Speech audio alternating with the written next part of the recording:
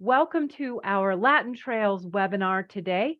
We are here to explore Quito, and I'm just delighted to be here with Marcel Perkins. I don't know anyone who has more passion for Quito and, of course, the entire country of Ecuador than Marcel. And so you are in very good hands with him. He's a general manager at Latin Trails and here to get us all excited about coming to visit his beautiful country. So Marcel, over to you. Hi, Lee. Thank you very much for welcoming me, and thank you everybody for joining us today. Today, I'm going to take a deep dive into Quito, Ecuador. I'm sure you've heard of the city before. Perhaps if you've traveled or you have sent travelers on the way to the Galapagos Islands, one of the stopovers is Quito. Well, Quito, the center of everything. That's how we call it because it's at the middle of the world. And it's located in Ecuador. So we're going to talk a little bit about the location of Quito, a little bit about the city, nearby attractions. We'll look into places to visit, and then we'll be answering any questions you have about this beautiful city as well. A lot of people consider Quito as a stopover on the way to the Galapagos. We do have a few lucky guests that decide to stay a little bit longer and spend a few nights in our city, and they wish they would have stayed a little bit longer. And we're gonna share the reasons why that feeling is more and more common. Well, where is Ecuador located? Well, we're located in South America, on the northwestern side of it. It's a small country. Now, where is Quito located? Well, it's in the northern part of Ecuador, but right at the equator. It's the capital city. It's the highest capital South America, 2,850 meters. It has been dubbed many names, and one of them is the face of God, basically because it's closer to the sky, I would say. But it's also a beautiful city. It is the second largest city in Ecuador after Guayaquil. It was founded on December 6th, 1534. So it's we're close to 1524. There's a typo here. I am very sorry about that. So we actually are close to our, well, it was actually, we're actually close to our 500-year anniversary. Its historic center is the largest in South America and the best preserved. It was in 1978, it was declared a UNESCO heritage site together with Krakow in Poland. So we're sister cities in a way. One of the things about Quito that is interesting is its beautiful colonial center. Many churches in different styles from different centuries and different builds, but it's also very walkable. It's a very walkable city. Close to the city center is the middle of the world. This is just about a half hour to 45 minutes north of the old town of Quito. You have the monument, but you also have an area where we can do some experiments. It's standing at the equator line where you actually, a lot of people love this, that we weigh 1 kilo less at the middle of the world, at the very center. So those are some of the facts there. Then we have our main plaza in Quito. Like any Spanish colonial city, we have the main square. And at the main square, we have the presidential palace, the archbishop's palace, the cathedral, and the municipality. This is the center of the city. As you can see, it's a very lively city where we have a lot of people walking around all the time. We have one of the iconic items of the city is the Panecillo Hill with the Virgin, the statue of the Virgin. It's 8,000 pieces of aluminum. She overlooks the city. And of course, to both sides of the Panecillo Hill, you have different parts of the city. Actually, to the back side, you have the south, and from the front side, the north. And of course, it's right at the edge of the old town. Then we have a cable car that goes up to the Pichincha Mountain. Pichincha Mountain and volcano is actually it overlooks the city of Quito. And if you take the cable car, it's one of the highest cable cars in the world as well. And you get to have a bird's eye view of the city and also of the avenue of the volcanoes. From the top of the cable car, you can actually hike to the Pichincha volcano as well. Then we have Liberty Hill, where we celebrate our independence. This is where the independence battles took place. And it's also has a bird's eye view of the city. The city has several parks. One of them is the Carolina Park. The other one is the Metropolitan Park. So we have actually a lot of green in Quito as well. Here is the home of the Botanical Gardens, where we have a display of the different plant life that is found at 2,800 meters close to the equator. The original plant life of the city. Quito is also known for its churches and its colonial architecture. We have about, I would say, 15 majestic churches in the Old Town, but the main ones are the Cathedral, La Compañía, which is covered completely in gold on its interior. Actually, it's a replica of Il Gesù in Rome, but with a gold-clad interior. The Basilica actually, when it was originally drawn to be Quito's main temple, the plans were to build it a little bit larger than Notre Dame in France, but the architect did it, built it a couple meters short. He was a French architect, and out of respect of his country, he decided not to make it larger. But what makes it really special also is, well, it's the largest Gothic building in South America, but also the gargoyles. The gargoyles are not really gargoyles as per se, but you have animals from the Galapagos and the Amazon. You have giant tortoises and other wildlife on display in terms of carved into the stone of the facade. Then we have the Church of San Francisco. This is one of the largest convents in the city as well. It's a tremendous display of colonial art and led by the Franciscans. And then we could go onwards with the churches, but it's not all about churches and religion. The City Museum of Quito shows, the history of the city, has on display many scientific discoveries that were taking place at the equator line as well.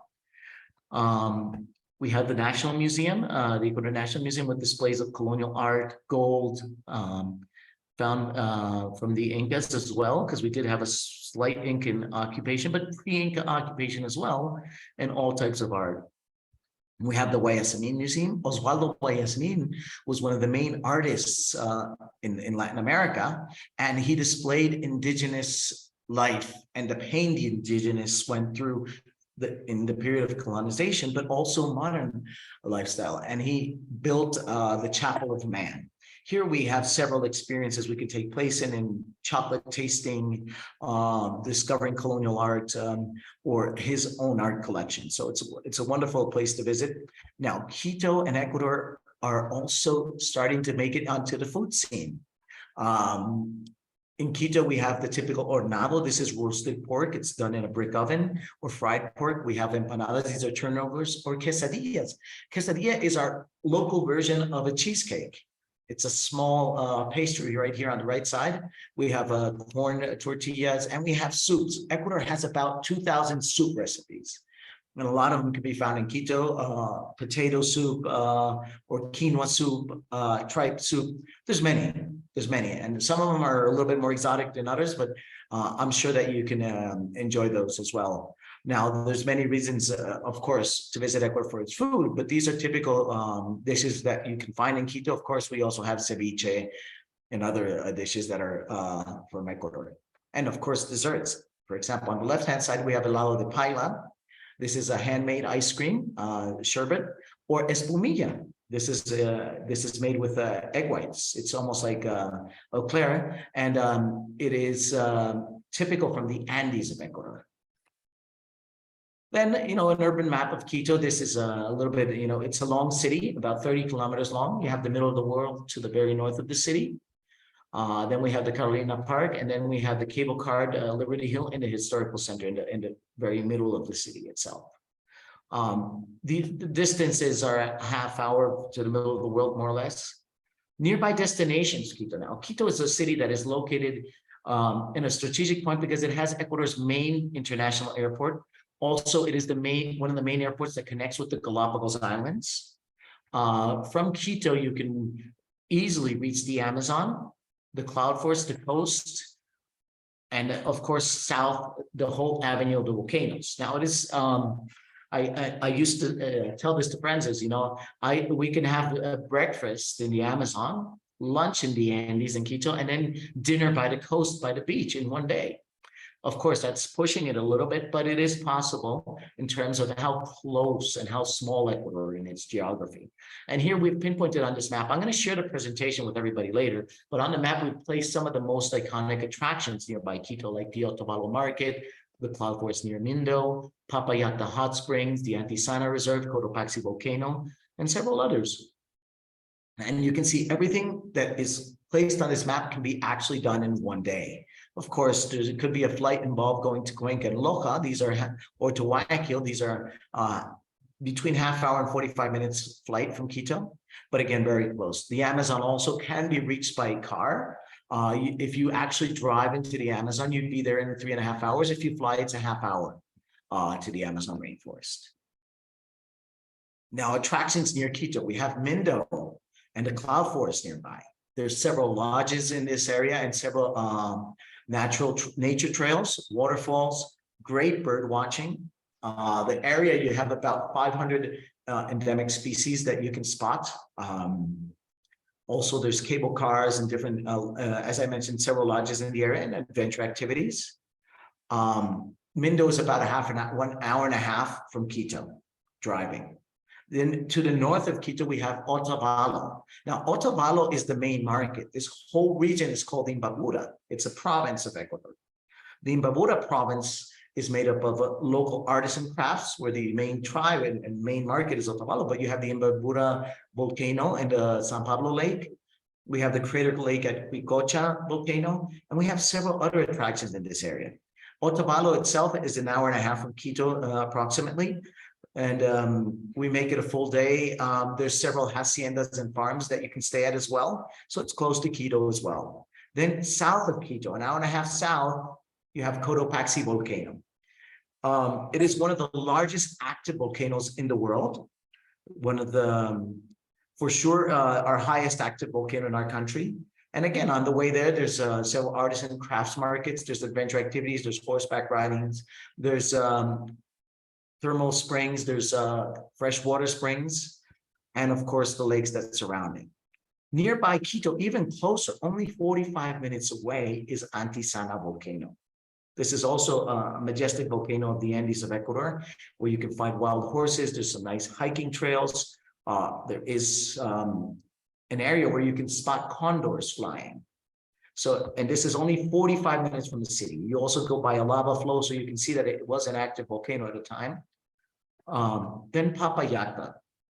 On the way to the Amazon, 1.5 hours from Quito, well, even a little bit less than that, you have the Papayacta hot springs. These are thermal baths from where you can spot several volcanoes, especially the Antisana volcano, but also there's some nature trails in the area. There's lakes, there's a mountain. It's a mountain scenery. You have hummingbirds, great wildlife. Also, some of the trails allow you to spot spectacle bears if you're lucky. And of course, from here, you can go onwards into the Amazon basin. Then we have the Quilotoa Crater Lake and area now, a little bit further south from Cotopaxi, actually. This is about 2.5 hours from Quito. You have the Quilotoa Crater Lake, one of the most beautiful lakes and actually volcanoes in the Andes. This is actually a sunken volcano crater. And of course, you can hike the rim, you can go down to the bottom part, there's a small beach, but also more importantly, there is a lot of beautiful cultural interaction in the area. You have the Sumbawa town with its local indigenous market, and you can find in the area, you have a special type of naive paintings that are done on lambskin, and you have some beautiful art there as well. Paso Choa, this is about, from Quito, it's about 40 minutes south of the city, and it's a mountain forest, cloud forest as well, but also it's one of the easier volcanoes to climb in Ecuador. It's one of the volcanoes you could climb if you're acclimatized. Of course, always with a guide, but it's a 6-hour climb, more or less, to reach the crater. But on the way, you have the hummingbirds, you have a beautiful forest, and you have a view of other volcanoes around the area. And nearby are local indigenous markets and several other attractions. Pululawa, this is one of the largest inhabited craters in the world. Right here on our bottom left side, we have the entire area that's inhabited inside the Pululawa volcano. Now, over here on the right, we're at the top of the actually rim of the volcano, and we have lodging there. There's restaurants where you can review, and you can do bike riding descending into the volcano, and there's hot springs and other adventure activities. This is also very close to the equator line, actually. It's about from the equator line itself, from the equator monument, to get inside the crater of the Pululawa volcano, it's about a 45-minute drive from the middle of the world. But to reach the rim, it's just about 10 to 15 minutes. So it's also another attraction in close to Quito. Then we have Chacana Reserve. This is Antisanilla. It's a bird life reserve and a wildlife reserve, just close to Antisana volcano as well. It's a private area. And we have some nice horseback riding. There's an hacienda, and actually these pictures of the condors is pretty much how close you can spot the condors on a good day. So there's of course wild foxes, there's deers, there's a lot of wildlife, and this again is only 45 minutes from the center of Quito. Yanacocha Reserve, another great day tour from Quito. It's a bird watching area. It's cloud forest as well, and it's actually passing the middle of the world line, the equator line. It's about 45 minutes from there. So on a city tour, we could do the old town of Quito, the middle of the world, and combine it with one of these wildlife reserves. So it would be a really beautiful day for guests. And of course, as you can see, Quito could be your home base as a visitor to Ecuador, and you could explore 4 or 5 days easily with many beautiful wildlife and cultural attractions. Santo Domingo de los Colorados. This is another important city in Ecuador, about 2.5 hours from Quito, going towards the coast on the way to the beach. You have waterfalls, you have beautiful nature, and you have the Sachila culture. Now, the Sachilas are known as the Colorados because Colorados means the colorful, because they dye their hair with achiote. It's a natural ingredient, and it represents their culture. These people from the Sachila culture are masters in herbal medicine, and it's one of the very iconic cultures of Ecuador. And it is also a beautiful day tour that can be taken place, and it can be combined with whitewater rafting or other adventure activities in the area. Now, family activities. Quito has many, not just museums, but workshops. Here we have a top workshop, and this master craftsman makes tops and children toys out of wood. We can visit them and learn how the toys are made and learn to play with them as well. We have the Water Museum, where we actually give a tribute to one of our life's most important components, water. At the equator, of course, and it's interactive, and it has a great view of a city located within one of the colonial areas of the old town of Quito. And then, of course, one of the highest roller coasters in the city. You're visiting Ecuador, you're doing all these cultural activities, visiting churches and everything. Well, kids might want to, take a break at some point and go to the volcano park. So there's roller coasters and other rides as well. Then, of course, we have the slopes of the different volcanoes, horse therapy close to the Cotopaxi National Park, where actually, as a family, participants can take place in family activity that involves horses. And not only that, but there's a rope course and there's other activities as well. This is at Tierra del Volcano land, as we know it. It's an hacienda close to the Cotopaxi National Park as well. Canopy in Nayon and Mindo.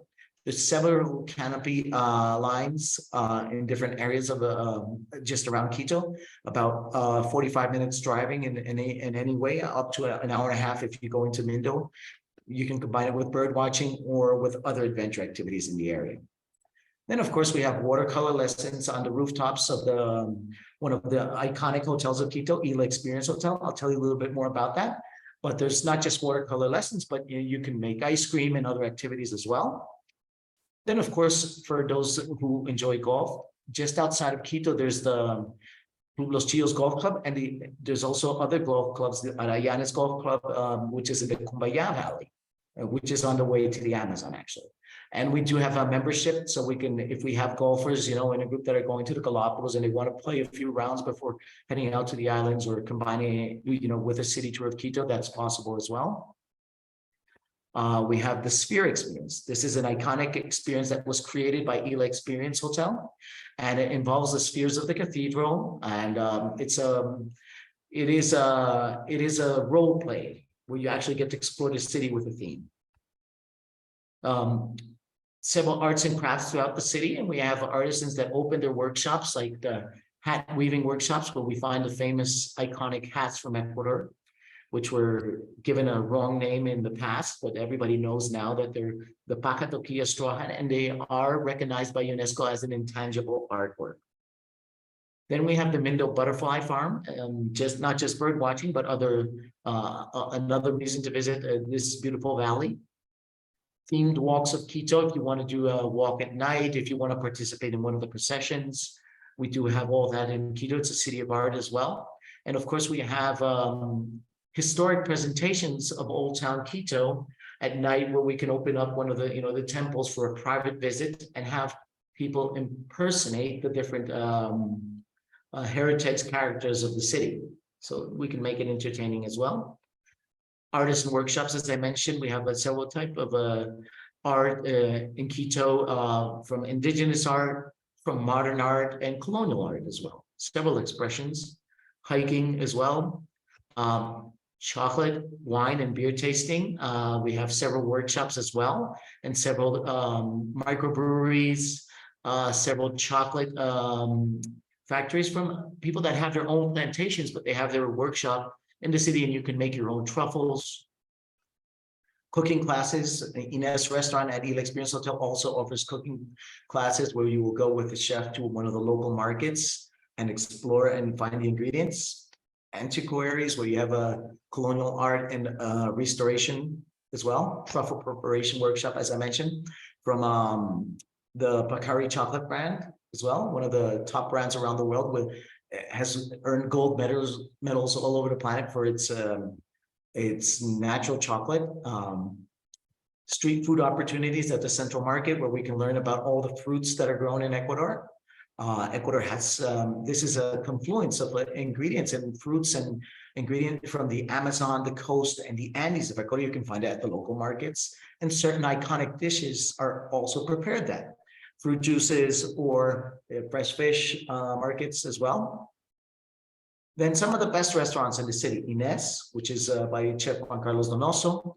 You have ZAZU. You do have gourmet food options as well. La Foresta restaurant. It's a fusion project by Chef Rodrigo Pacheco from the coast, but actually has chefs from all over the country. La Belle Epoque. This is a little bit more European style dining, but we will have fine dining in Ecuador. Kumbaya. This is one of the valleys. It's actually one of the dormitories of Quito. A lot of people that work in Quito live in Kumbaya. It's one of our suburbs, but also you have many art galleries with local modern art, and you can actually meet artists, and there's several presentations ongoing. And here we have some really nice restaurants as well, which is a fusion restaurant. You have fine dining at Le Bistro, La Briciola, an Italian restaurant. But again, there's many options. Now, how do you come to Quito? Well, it's very easy. Quito's connected with the world through many airlines coming from Europe. We have a KLM that connects us with Amsterdam. Air Europa, Iberia, Latam, and Avianca connect us with Madrid in Spain. Then we have Aeromexico with daily flights from Mexico City. And then we have North American airlines like American, Delta, and United, and JetBlue that connect us with Fort Lauderdale, Miami, New York, and other cities, Houston as well. Then finally, we have COPA, which connects us through Panama. And there's Equair, who's opening new routes. It's a local Ecuadorian airline. They were the former founders of Aerogal, which was sold to Avianca, but now they're opening up again with a new permit. And they will be opening several routes around. Now here is, directly from the US, we have flights from Miami, which is about 4 hours. Houston, 4.5 hours. Fort Lauderdale, which is also 4 hours, 4 hours, 15 minutes. Atlanta as well. I forgot to mention it before. And we have direct flights to Guayaquil from New York, Miami, Fort Lauderdale as well. Then this is our main airport in Quito, the Mariscal Sucre Airport. This is our VIP room. We do have a relationship with all the VIP rooms in Ecuador, several areas of South America. Domestic flights, you can go choose from Quito. You can visit Cuenca, which is one of the most beautiful cities in Ecuador, also UNESCO heritage. with fine dining, a lot of art, beautiful buildings, and it's a half-hour flight from Quito. It could be a day trip. If you're short on time, you can fly to Cuenca and back on the same day. Otherwise, you can fly to Cuenca and then go onwards to Guayaquil or south and explore the rest of Ecuador. Loja. This is one of the southernmost cities of Ecuador, and it connects to the famous Vilcabamba Valley, the Valley of Longevity, where most of the citizens, well, a good amount of the citizens passed the 100-year age limit because of tranquility and the peacefulness and all the kindness of nature that is located there. Great bird watching, great colonial art as well. And this is also, the area is also known for its unique gastronomy. The Saraguro culture is nearby as well. Guayaquil. Guayaquil is our main port and the largest city in Ecuador.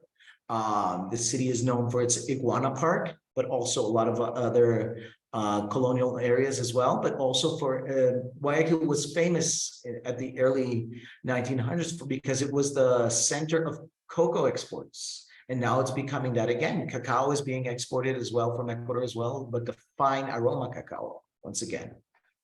Then Coca City. This is our gateway to the Amazon. If you want to reach one of the expedition cruises that go on to the Napo River and all the rivers in the Amazon of Ecuador, Coca is the port. You fly there. It's a half-hour flight. Also, some of the most iconic lodges in the Amazon of Ecuador can be reached through Coca. It's a half-hour flight from Quito. Then international flights, you can choose to connect to other areas in South America. Well, we have direct flights to Bogota in Colombia, Lima, Peru, Buenos Aires, Argentina, through connection through Lima also. You fly to Lima and then to Buenos Aires. Other flights with connections are Santiago de Chile. And actually, I think, yes, Santiago de Chile, it's a connection through Lima, Sao Paulo in Brazil, Rio de Janeiro as well, La Paz, Bolivia, Montevideo, Uruguay, Asunción in Paraguay. And that's a little bit about Quito and its connections. Now, of course, if you are visiting Ecuador from Quito, you can go onwards to the Galapagos Islands easily. It's a 2.5-hour trip. If it was a direct flight, it would be a little bit shorter, but we actually fly from Quito to Guayaquil. That's a half-hour flight. From Guayaquil, it's a 1.5-hour flight to the Galapagos Islands. Now, I just wanted to mention that we just remodeled one of our yachts, the Seaman Journey in the Galapagos Islands. And these are our first pictures that came out from that. So I just wanted to share that as well. And here's our matrimonial suite on board. This is our outdoor lounge. This is our main lounge on the boat and our sundeck. So these are some of the areas that have been remodeled. And this is one of the first class yachts we offer in the Galapagos Islands. But of course, what are the Galapagos without the activities there? Wildlife viewing,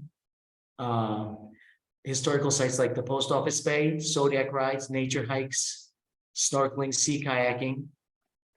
In general, we're a general sales agent for about 20 first class and luxury yachts in the Galapagos Islands. They're all located at Galapagos Boutique Yachts. We have online availability for all of them in real time. I invite you to see, these are random pictures from the different yachts. So you have those options as well. And the cruise routes, 3, 4, 5, 6, and 7 nights as well. And these are all combinable with trips to Quito and of course, the mainland of Ecuador. In Quito, Latin Trails has a small hotel. It's called Ila Experience Hotel. It's a small iconic property, 10 rooms. It's located in the old town of Quito. We will share all this information with everybody that's participating in the webinar. We'll send you some more information about Ila and our products. And this is a little bit this is how you can reach us at travel@latintrails.com, latintrails.com, and this is where we are located. I don't know, I would like to invite you to ask questions about the city, about our services and anything we can offer. And of course, if you want more information set, we can do that as well. Lee's going to help me with the questions and answers. Yes, thank you, Marcel. Fantastic. Well, great presentation. And as Marcel said, we would love to have all of you listening send questions in now to him. And you can do that through the Q&A box. It's down on the bottom of the screen. Take your mouse, hover over the screen, and you should see the Q&A area. So I did see a question, Marcel, here that came in asking about hot air balloon flights. Is that something that you can arrange? Yes, it is. It's something we can arrange. There's hot air balloon flights, not in the city of Quito itself, not within the metropolitan district, but in the outskirts of Quito. We have those by the San Pablo Lake in the northern part of Ecuador. Also, we have hot air balloon flights close to the Cayambe volcano, which is also close to Quito, about an hour and a half away. So that's something we can definitely offer. Okay, terrific. Thank you so much. And then tell me a little bit about Quito for families. What are your thoughts about are there certain ages you would say Quito is going to be more appropriate for? Well, I would say that Quito's for everyone, actually. You know, a lot of people, say, oh, but it's at the altitude. Well, Quito, in terms of altitude, Quito is at 2,800 meters, but children get adapted to altitude and to everything a little bit easier than adults. So I would say, if that's one of the concerns, but you have a lot of activities. For example, the cable car, where you can actually be reaching almost the summit of a volcano and seeing the high Andes without having to really do a strenuous hike. You reach up on the cable car, and from the top of the Pichincha area, you can spot the whole city. Also visiting one of the largest volcanoes in the world, like Cotopaxi, and going around the lake is, for kids, that's great. We have several museums, not just the water museum, which I presented, but we have the Interactive Sciences Museum.